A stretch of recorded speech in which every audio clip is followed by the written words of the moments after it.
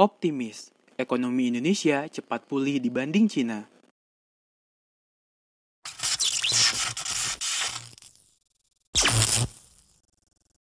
Secara teoritis, ekonomi Indonesia relatif akan cepat pulih dibandingkan ekonomi Cina misalnya. Mengapa demikian? Menurut mantan Menteri Keuangan Fuad Bawazir, karena selama ini pertumbuhan ekonomi Indonesia utamanya digerakkan oleh konsumsi, sekitar 56% oleh konsumsi. Sementara perdagangan internasional, ekspor dan impor hanya berperan kecil saja dalam PBD Indonesia. Sedangkan konsumsi yang tertekan selama masa COVID-19 diharapkan akan segera pulih dan dipuaskan bila situasi sudah normal atau dianggap normal. Fuad Bawazir mengatakan, konsumsi yang tertunda selama COVID-19 dengan cepat akan kembali lagi mengingat barang dan jasa yang dikonsumsi relatif sudah tersedia ataupun mudah dan cepat menyediakan atau memproduksinya. Jadi suplai dan demand-nya mudah pulih. Misalnya wisata, kuliner, perhotelan, servis mobil dan motor, transportasi, dan hiburan diharapkan segera pulih. Artinya, karena konsumsi utamanya segera pulih, maka ekonomi secara keseluruhan juga menuju pulih.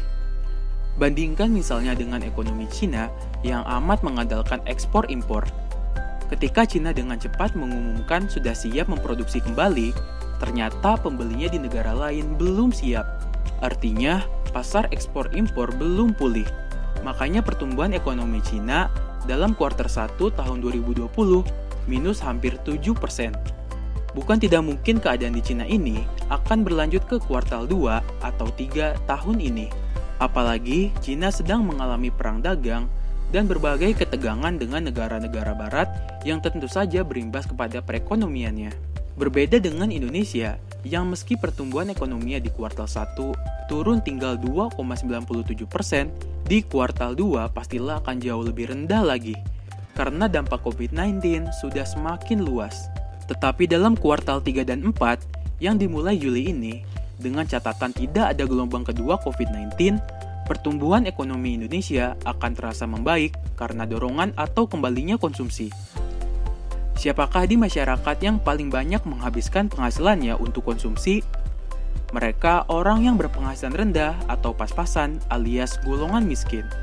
Makanya, untuk menggerakkan ekonomi sebaiknya anggaran belanja negara atau APBN COVID disalurkan kepada kelompok miskin ini. Kebalikannya, kelompok kaya lebih cenderung menyimpan saja. Penghasilannya bahkan disimpan di luar negeri. Hanya porsi kecil yang digunakan untuk konsumsi.